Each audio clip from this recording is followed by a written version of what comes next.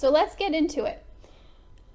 I'm going to share today everything that I've learned, all the lessons I learned from going from a narcissistically abusive relationship to a healthy relationship. I'm going to share everything I've learned. I'm going to share what worked, because I tried a ton of stuff, and some of it was really, really helpful. Some of it was not. Some of it just didn't work. And I'm going to be busting some myths that are out there. So what I'm going to start with is just giving you a brief peek at my story. So back in 2017, I was getting out of a marriage and I entered into a narcissistically abusive relationship. Didn't know it at the time, just thought I'd met a great guy. Just, knew nothing about abuse other than just like a very, very brief introduction way back in like middle school.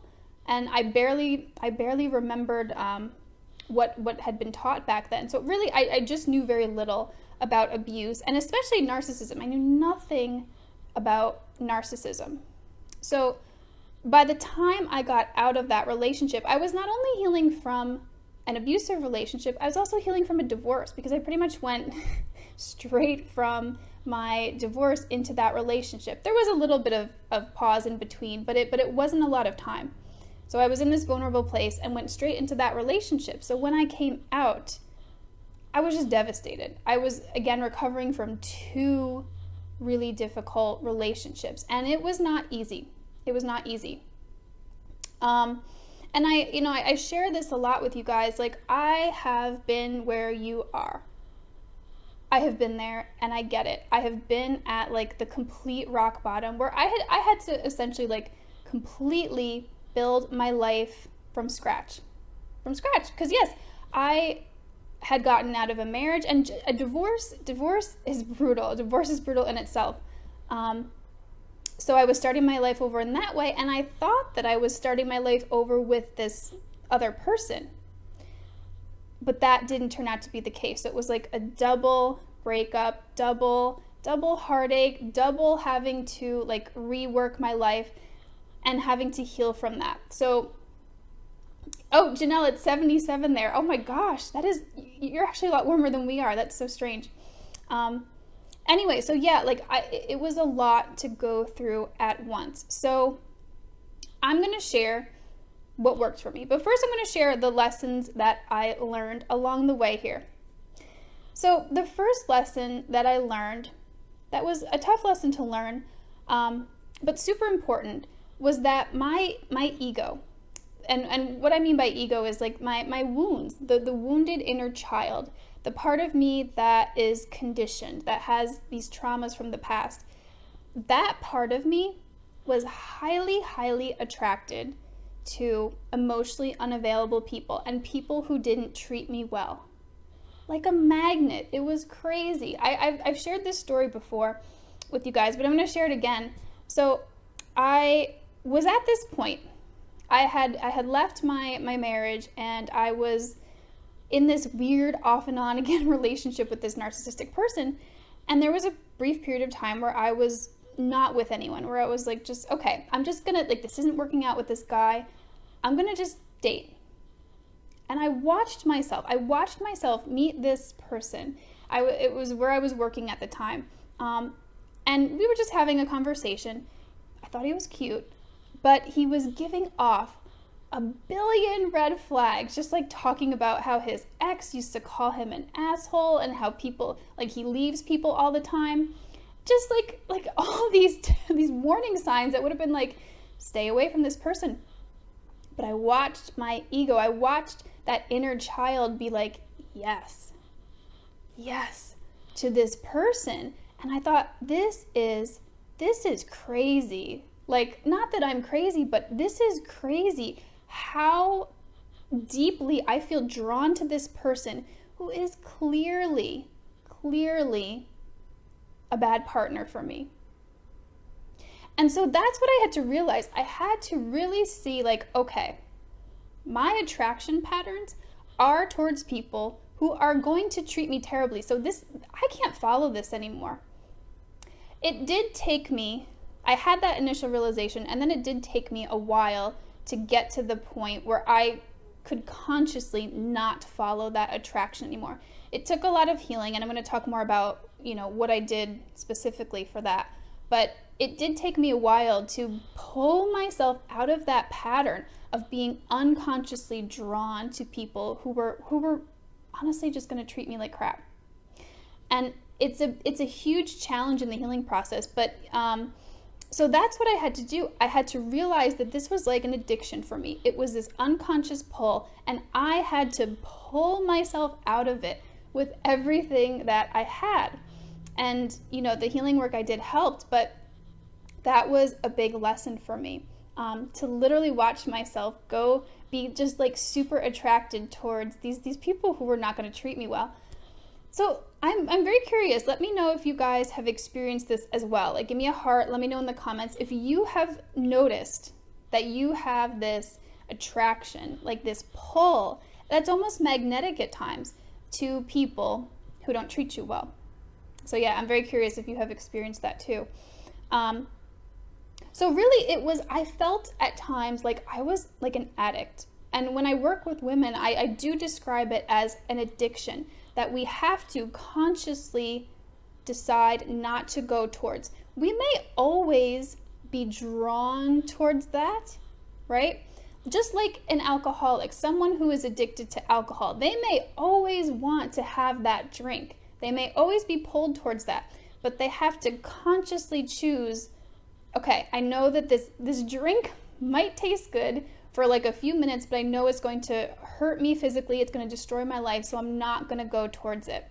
So let me see if you guys have experienced that too. Yeah. Okay. Yeah, Conchetta, Megan. Yeah, exactly. So you guys can relate to this.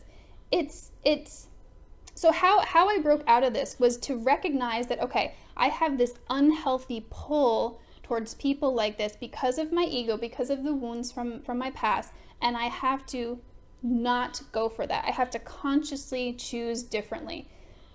Realizing this was one of the biggest aha moments that I had. It pretty much like explained my whole dating history. It explained why my relationships were bad up until that point. It was a really huge aha moment. So yeah, Robin is saying, I seem to attract the fun guys, but they are emotionally unavailable. Why is that? So Robin, you could have something going on like me. You could have just this unconscious pull because maybe in your past, someone who you grew up with, a caregiver, was also that fun type. And so that's what you're drawn to because it's familiar. And I talk about this in a lot of my other videos, but we are drawn towards what is familiar because that's how our brains are wired. It's a survival instinct. We're drawn towards what hasn't killed us yet, okay? Because that's what the brain equates as safe. If it hasn't killed us yet, it's safe. So we just go towards it because the brain's like, great, I'm still alive, we're good. But that's such a limited place to live from because we want more than just to be able to survive. We want healthy, loving relationships. So really, that's why this is happening, Robin. There's other things that could be going on too, but that's one of the main reasons here. So Ronnie is saying, I do believe that being raised a certain way can make us think it's okay to be treated this certain way. Conditioned, exactly. And I'm going to actually be talking more about breaking out of conditioning. This is why I call my program Living Free, Finding Love. The living free part is breaking out of the conditioning. The conditioning that we've been raised with to tolerate people who don't treat us well, to think it's okay, to not even realize in a lot of cases when we're not being treated well. So yes, exactly. Ronnie, it's the conditioning. It's breaking out of the conditioning. So that was the lesson that I had to learn. I had to break out of my unconscious conditioning to just go towards these people for the reasons that I said, when I was talking about Robin's situation, because I was just used to that on a certain level. And, my wounds made me go towards that type of person because unconsciously I was wanting to resolve things from my past. It does not work. I have tried it. It does not work to go towards people like that because you can't heal those wounds with the people that caused them. You have to choose something different and heal that way. Okay. So next lesson that I had to learn was that for someone like me that had a history of some trauma and some difficult relationships, bad relationships in my past, chemistry and initial excitement were actually red flags for me. This also blew my mind. And when I say this, people can tend to get upset. Be like, but we want chemistry and excitement. Yes, we do. We do want some chemistry and excitement with our partners. But again, if you have had trauma, if you have had difficult relationships, and you're meeting someone and you're feeling intense initial chemistry and intense excitement in the very beginning, that is actually a red flag for you. Because what's happening in those cases is all of your unconscious stuff is being triggered, and just like me going towards that guy at work who was terrible for me, my unconscious was like, yeah, yes, this is it, right? But it's not it, ladies, it ain't it. So yes, that was another aha for me. So like my current partner now, we definitely have chemistry and there's some excitement there, but it was not a big initial like with these other people that I had dated in the past that were so abusive. It was more of what I call a slow burn. We're very compatible, like we get along very well, but it again was more of a slower build. It wasn't that boom, initial, really big sparks, fireworks, butterflies that I had been used to with my relationships in the past. So I'm just looking at my comments here. Yeah, Ronnie's saying, yeah, back to what I was saying before, it's also a comfort zone because we're used to it. Exactly. It's all that unconscious stuff, that subconscious stuff that just pulls us towards these people because it's familiar. It's that survival mechanism of our brain, again, that says, well, hasn't killed us, so we're okay. Not okay. Okay. Yeah, so again, the big lesson for me was I can't go by what I used to go by anymore. You know, I used to just date from this very unconscious place and just really, like, I was a person, I used to consider myself an empath. I felt very, very deeply.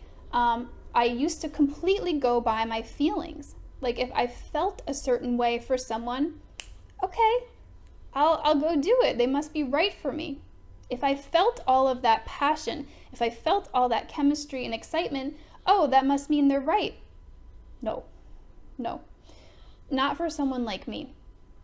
And let me know also if you guys can relate to this too. If you consider yourself someone with some difficult relationships in your past, maybe some trauma, what they call big T trauma, which can be things like car accidents, very, very tragic things happening, or little T trauma, which are just the smaller traumas, but they're equally as difficult, okay? They're wounds that we have to overcome. So let me know if you can relate to this.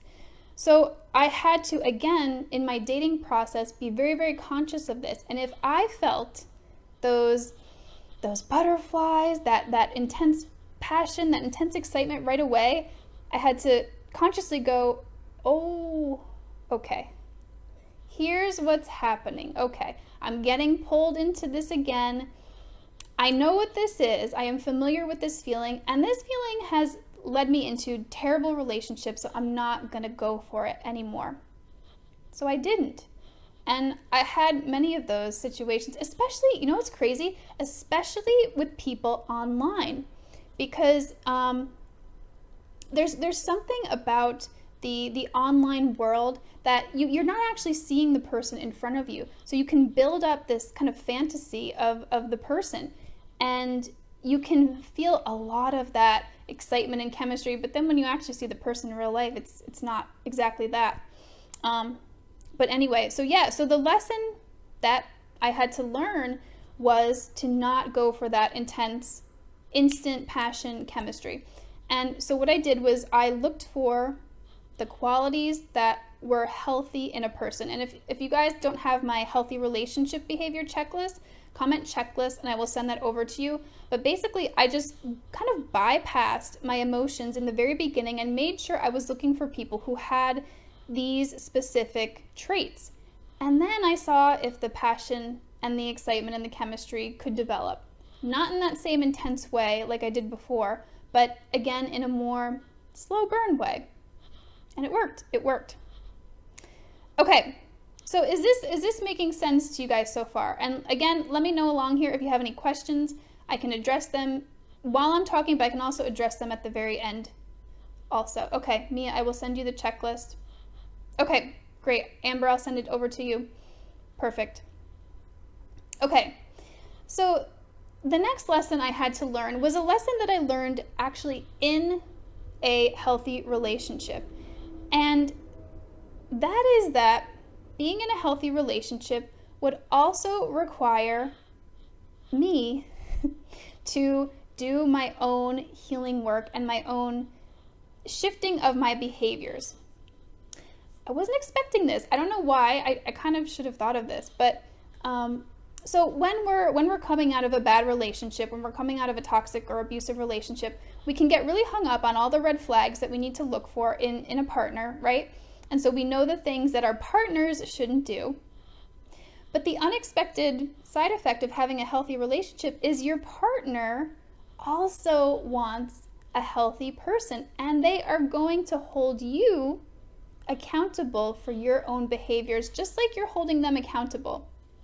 And I don't mean in an abusive way, like calling someone out. No, just like you have your own boundaries and things that trigger you and that you're going to communicate to your partner in a healthy relationship and say, that hurt my feelings. Could you not do that next time? Your healthy partner is going to do the same for you, which was surprising to me because I had not been in that healthy dynamic before. I had not had partners, hold me accountable in a healthy way. I'd either had partners that just really weren't checked into the relationship. They were checked out, so they weren't talking to me about anything. Or I had those abusive partners who were just telling me all the things that were wrong about me. So when I got into a healthy relationship and my partner started communicating to me just like I was communicating to him, it was like, oh, okay, I got to do this too. I have to hold myself accountable, and I have to do what I need to do to make sure that my partner feels safe and comfortable in this relationship. So that's why, like last week, we talked about, and if you haven't seen that live, you can comment, and I'll send you the replay. Just comment how to shift your own behaviors, because that's what we talked about last week. Because that's a big part of getting into a healthy relationship and sustaining it. It's looking at yourself. And ladies, it's not easy. That part is not easy. That was, again, a lesson that kind of was a little bit difficult to go through. Even though I had been doing a ton of my own healing work up until that point, there was so much healing that I still had to do in a healthy relationship to just be able to shift my behaviors, again, to make it so that my partner felt safe and comfortable. And it's an ongoing process. It's a process that I'm still going through today, and my partner is too. As we learn each other and we learn what each other likes and what helps us feel safe, we adapt. And so that was also surprising to me to learn. Oh, Ronnie, I'm so glad you're liking this. Perfect. Okay, Roxanne, sure, I will send you the link to that. So yeah, the lesson was, okay, if I'm going to have boundaries, my partner's going to have them too, and I have to do my best to be able to accommodate them, but not lose myself either. So if this were not a healthy relationship, if at any point that I felt like, I'm losing too much of myself to accommodate this person, I would leave. But that's not the case. In a healthy relationship, people's their expectations are very realistic, and they're not going to ask you to do things that are just too much. So Amber, yeah, it is really nice. It's a whole new world. And so Amber, like if you're interested in getting into a healthy relationship, click on the link above. We can just chat and see if I might be able to help you, because yeah, this is what I specialize in. I specialize in helping women heal, recover from their past, release all their subconscious stuff, and navigate dating so that they can get into a healthy relationship. I help you avoid all those guys who are like giant red flags. We don't do that here. So yeah. Okay, so now let me get into what didn't work. Okay, so I am a person who can be very, very independent and very, very self-reliant. I tried to do a lot of this healing work on myself by myself without any support. And it did help. I did heal, but it wasn't until I got professional support that I really, really made huge leaps in my healing. So basically, I tried to like DIY my healing. You know, I tried to watch YouTube videos. I tried to read self-help books, and they were helpful. They were helpful. Don't get me wrong. They did give me a certain level of insight into my patterns and some of my history. I did learn a lot, but the intellectual understanding was not enough. I really needed to do the subconscious work, and I'm going to talk a little bit more about that. I needed to get professional support, and I will share more about that too. But yeah, let me know if you guys are like me. Like, I prided myself in a certain way on being independent and not needing help and being able to do all this myself. And that actually held me back.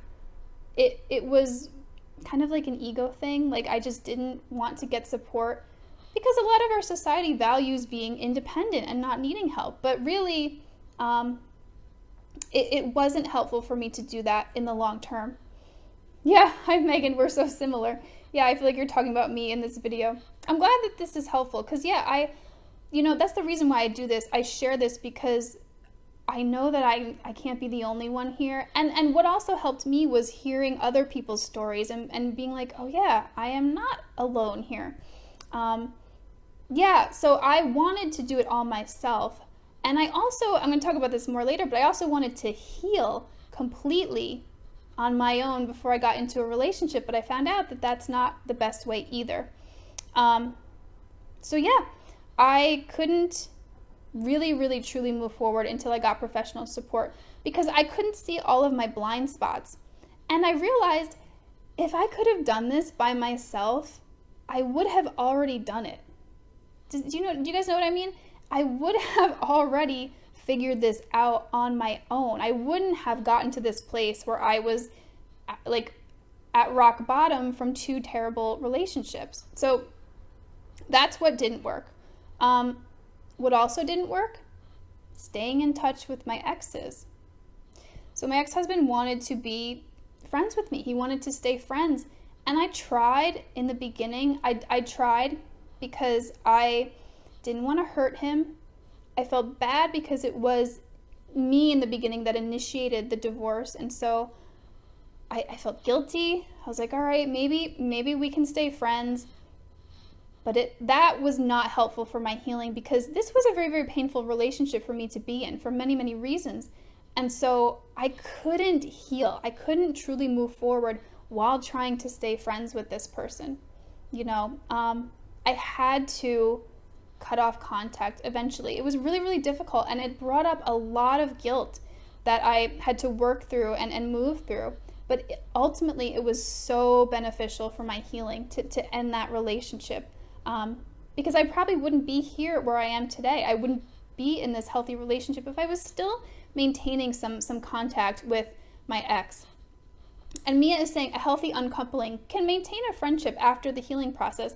It's definitely possible. And when I was still in contact with my ex, we did like the what is that book, Conscious Uncoupling.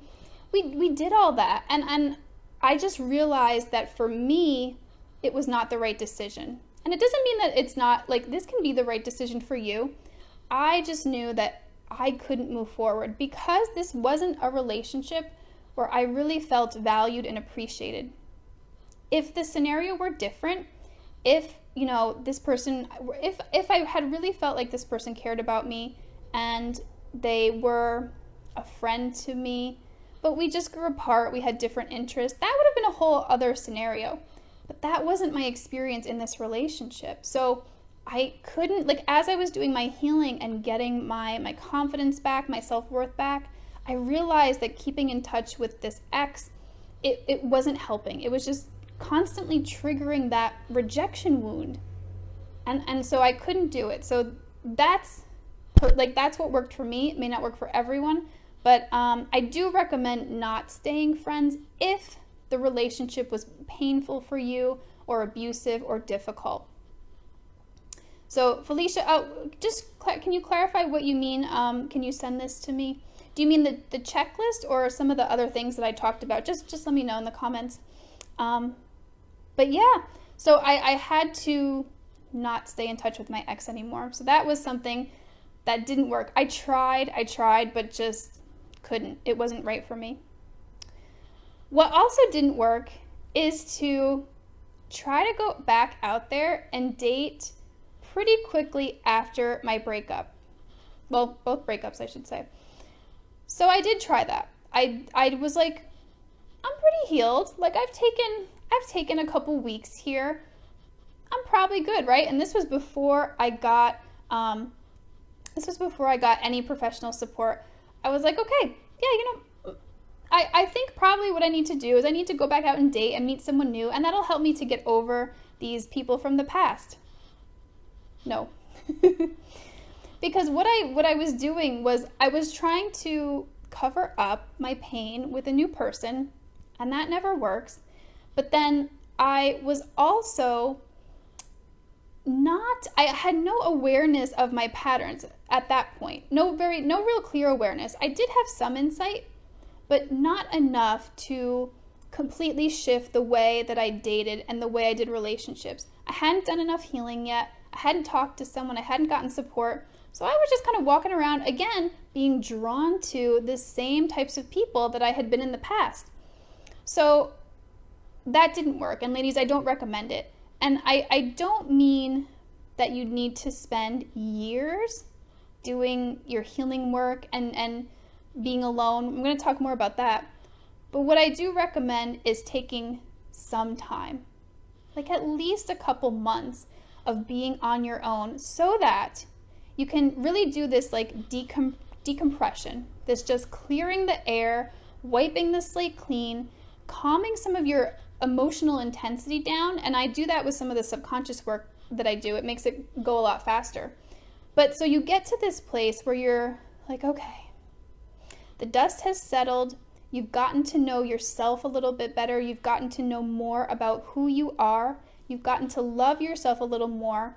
And so then you can go back out into the dating world, knowing your boundaries, knowing what you deserve. And that's how you can bring in the healthy relationship. That's how you can shift your patterns. Not going back out there and dating. It's very tempting. It really is very tempting. And many, many people do it. I don't think they get great results, but they do it. They try to do it. And usually you end up in the same patterns as before. So that's why I'm here doing what I'm doing, because I want to help you guys break those patterns. That's why I do these lives every week, because breaking these patterns is literally life-changing. So, okay, Felicia, yeah, I'll send you the checklist. Hi, Maya. Very cool. Yeah, this will be, so this live that I do, all the lives that I do are always saved. Some of them I save in the guide section, the old unit section, but every week, the latest one I did, it's going to be tagged in the announcements section. So yeah, Janelle says, I'm struggling with jumping right back on dating apps on and off because I feel lonely. Yeah, I need to do a few full months cold turkey. Yeah, Janelle, exactly. We can get lonely, and the first thought is, okay, I should go out there and date again. But yeah, if you haven't taken at least a couple months, especially after an abusive relationship, to just decompress and be with yourself, it's so easy to get pulled into those patterns again, because we are kind of lonely, and we get into this like desperate place of like, I just need somebody. And so we settle for people that aren't going to be good for us. But yeah, what we need to do, I wish there was a better way, but really what we need to do is sit in that loneliness. It's brutal. And get as much support as you can while you sit in that loneliness. But I promise you guys, the loneliness will not kill you. I know it feels like it will. I have sat through, I can't even tell you guys, I have done so much healing. I have sat through intense amounts of pain and loneliness, and I'm still here. I'm doing great. So you guys can make it through too. But again, get as much support as you can. It won't help completely take the loneliness away, because that loneliness is you disconnecting emotionally from these people you were in relationship with. it's unavoidable. You can't not go through it. But if you have support, it makes it a lot easier. So just wanted to throw that out there. Oh yeah, so yeah, Mia did a year of dating herself. Yeah, Mia, if you ever want to like share that story, I would, you have a platform here to do that. Yeah, your story is pretty amazing. It's a great idea. Dating yourself, taking yourself out, doing things that feel good to you without someone. It shows you that you are gonna be okay alone. Yeah, do we want a partner? Yes. But we're also okay on our own. And that way you can be more choosy.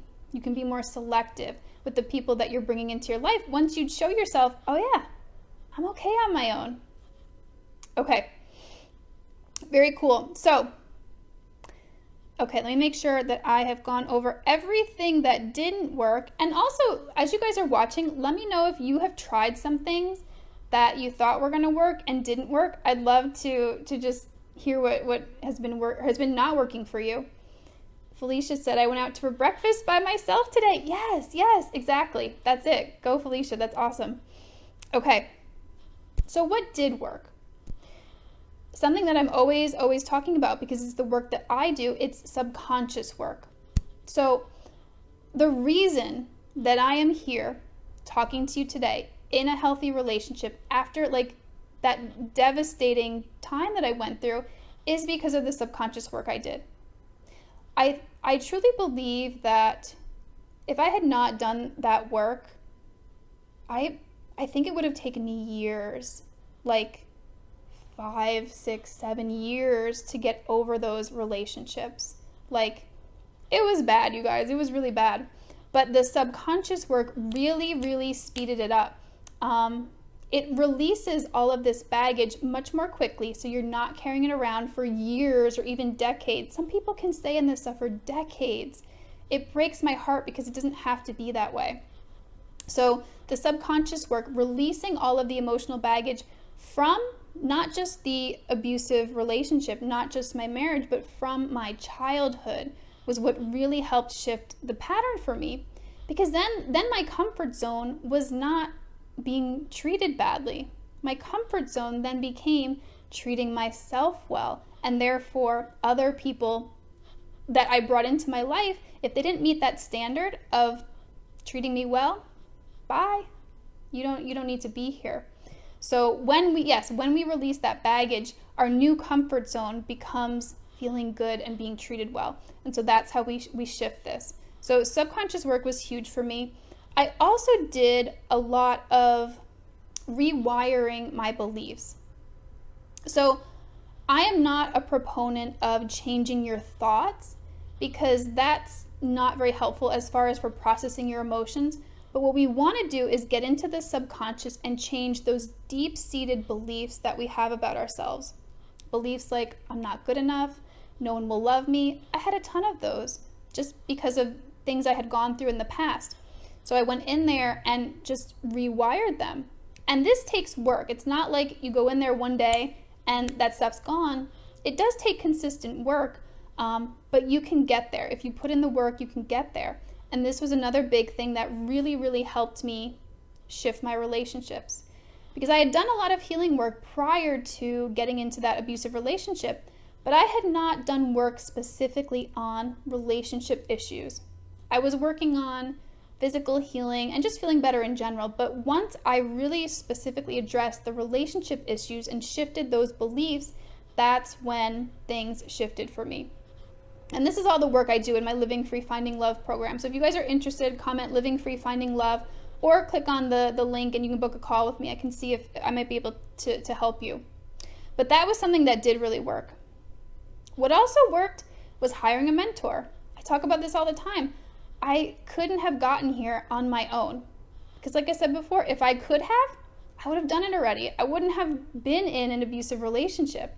So hiring someone who could guide me, who had like cleared the path ahead of me, if that makes sense, really made all the difference. So that was super helpful too. And so I recommend to everyone, if you've been in an abusive relationship, a toxic relationship, or just with someone who is emotionally unavailable, get support. I don't care if it's with me, a therapist, another coach, Doesn't matter. Get support. It's so, so, so helpful. So I will be saying that all day long forever.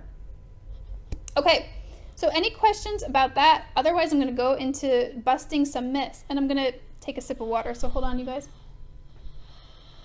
But yeah, any questions so far?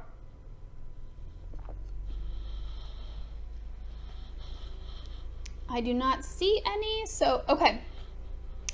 So here's a myth. You cannot, or the myth would be you need to love yourself before someone can love you. This drives me a little crazy because yes, it is very, very important for us, as I said, to take some time to love ourselves for at least a couple months after coming out of a really, really difficult relationship. But the advice that's out there in a lot of the groups that I'm in and just stuff I'm reading is to take this to the extreme. Like, you have to love yourself completely before you can be in a relationship, before someone can love you. And this is not the case. How do I know this? Because I tried to do it. I literally tried to do it. So complete self-love, you guys, is basically enlightenment. It's going through all of your ego. It's completely healing every single wound and coming out of every single speck of conditioning that you have. It's very, very difficult and very, very rare to actually do this. Have some people done it? Yes. But it's not necessary at all. At all. So when people say that, when you hear people say, you have to love yourself unconditionally and completely before someone else can love you. No. Someone can love you as you're learning how to love yourself. It's what happened to me. I bought into that. I was like, okay, yeah, I need to love myself completely before someone's going to love me. Well, guess what happened? I met someone in the process of loving myself. And I had, I don't talk about this a lot, but I had already reached a very, very high level in my healing when I got into an abusive relationship. I had already loved myself a ton. I'd done a ton of healing, but that alone is not enough to break you out of these patterns. It takes some very, very specific guidance and very, very specific work. So people mean well when they say this. It's kind of just like blanket advice. But it's not, self-love will not do it alone. And I let me know if you guys have experienced this too. If you've tried to love yourself, if you've done the self-love exercises, if you've done the self-love journey, and you're still getting into these difficult relationships, because that was me. So yeah, it takes a lot more than that. And as I said, you don't have to be completely loving yourself unconditionally. You can get into a healthy relationship as you learn to love yourself. It can be simultaneous. Okay. So next myth. This is one that drives me crazy and I talk about it all the time. I attracted these bad relationships into my life because of my subconscious wounds. No. So now I'm in this place where I am very, very healed. I'm in a healthy, loving relationship. The New Age people would say, my vibration is super high. Every single day, I don't know about you guys, but every single day, I still get friend requests from strange men. From men who have brand new profiles, who are widowed, who are working on an army base. And I can guarantee you they are not interested in a healthy relationship. Right? So I'm still getting that. And if I'm still getting that at this point in my healing, then most definitely this law of attraction thing, this is not working here. Okay, so let me just address some of these questions here. So Janelle said, do you find that your process of working to love yourself gets stunted when you get into a relationship? Janelle, no. When I'm in the right relationship, no. Absolutely not. The right relationship complements your self-love work because as you're loving yourself, you're also letting someone love you. They go together. They work in tandem. So But yes, it might derail your process if it's the wrong relationship. So that's why it's so important to get some guidance in this process. And Maya is saying, I have the hardest time to not walk on eggshells in a new relationship. And I'm away from the ex for 9 years. Yeah, Maya, it's super challenging to break these patterns. But again, if you're in the right relationship, you very quickly heal. You very quickly realize, oh, it's safe. It's safe to be me. It's safe to express myself. So it might be that this relationship isn't the best for you if you're still feeling like that, if that makes sense. Excuse me, but we can talk more about that. But yeah, so my point is, like, after I came out of an abusive relationship, I again dove into a lot of the Facebook groups. I dove into a lot of the literature about abuse. And what people were telling me was that, oh, you attracted that relationship. And I was like, this is like the last thing that I need to hear right now. This is the last thing that I need to be believing, because I had come out of that abusive relationship believing that every single thing that happened was my fault. And yes, I did have some responsibility, but it wasn't entirely my fault. Like I said, everyone is going to meet people that have the potential to be abusive, that have the potential to take advantage of you. Again, like I said, tell me if this happens to you guys. Do you guys get these friend requests? I certainly do. And usually they're scammers, or they're just looking to take advantage of you.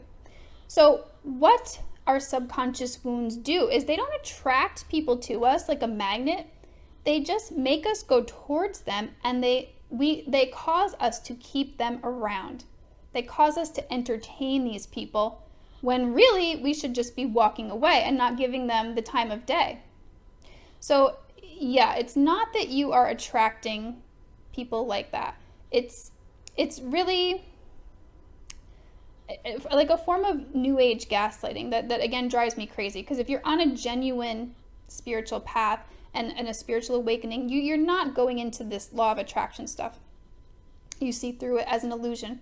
So if someone tells you that you have attracted a bad relationship into your life, no, don't buy into it.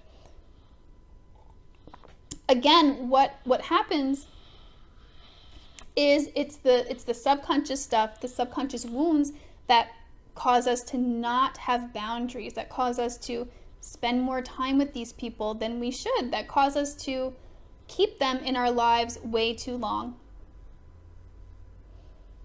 Okay. So yeah, Mia says all the time. Yeah, so you guys have experienced this too.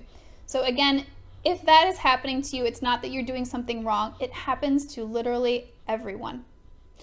Now, it is true that if you do have very, very strong boundaries and very clear boundaries, people like that will not stay around you too long. And so I think that's probably what people are interpreting when they say, oh, you're just going to repel people like that.